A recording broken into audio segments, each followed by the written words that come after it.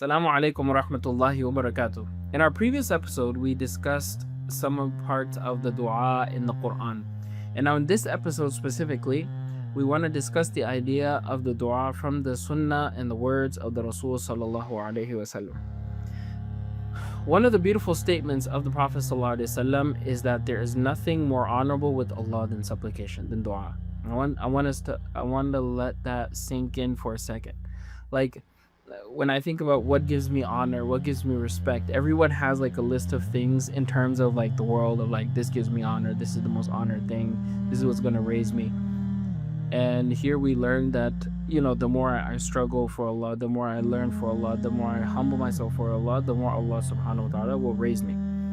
And so the Prophet ﷺ, through this very famous narration, he teaches Ibn Abbas radiallahu ta'ala anhu a very important lesson, and by extension all of us. So Abdullah ibn Abbas radiallahu anhu, he mentions that one time I was sitting behind the Prophet ﷺ, meaning they were riding on the same animal.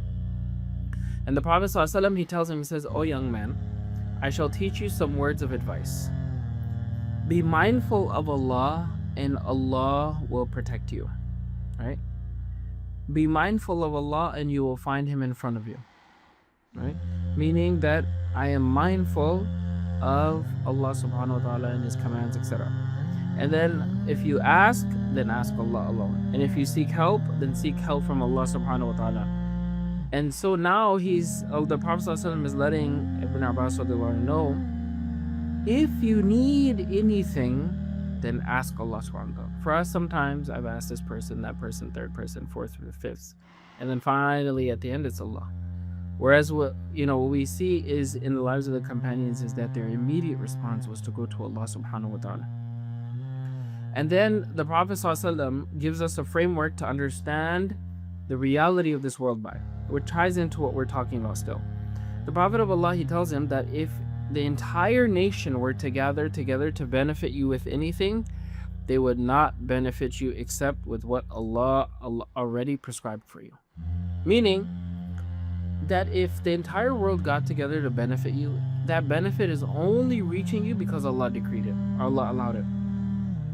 And then on the other flip side, if everyone gathered to harm you with anything, meaning the entire world got together to harm you or me, then the harm would only reach me because Allah allowed it to happen.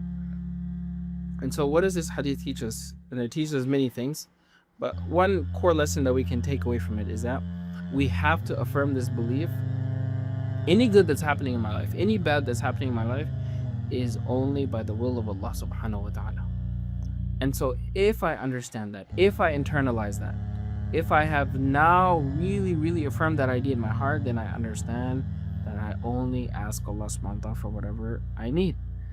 And so, another hadith that kind of will give us, another layer of this is where Anas radiallahu anhu, he said that I heard the Messenger of Allah sallallahu alaihi wasallam saying, "O son of Adam, so long as you call upon me and ask of me, I shall forgive you for what you have done and I shall not mind."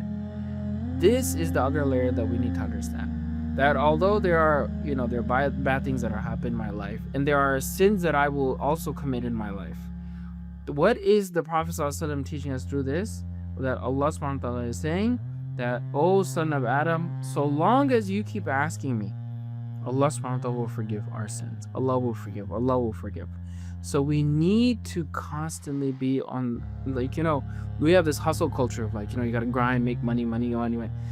We need to have this mindset that I constantly keep asking Allah. It's not a once in a while thing. When things get really bad, then suddenly I raise my hands. No, I should ask Allah for everything. And I understand that, Ya Allah, I have a test tomorrow. Ask Allah to help you with your test. You're having trouble in a relationship. Ask Allah to help you in that relationship. You're struggling financially. Ask Allah subhanahu wa ta'ala to help you financially. And that's why Abu Hurairah, what does he say? That the Prophet said, call upon Allah. In what state? Being certain of being answered. We shouldn't raise our hands thinking Allah is going to reject us. We should have our hands raised saying that, Allah will give me what I want. Allah will help me. Allah will aid me in the way that He sees best. And it's not going to be on my time, which we'll talk about later, inshallah. So we should never hold back right? People get tired of being asked, but Allah loves when you ask Him constantly. So we ask Him for everything, big or small.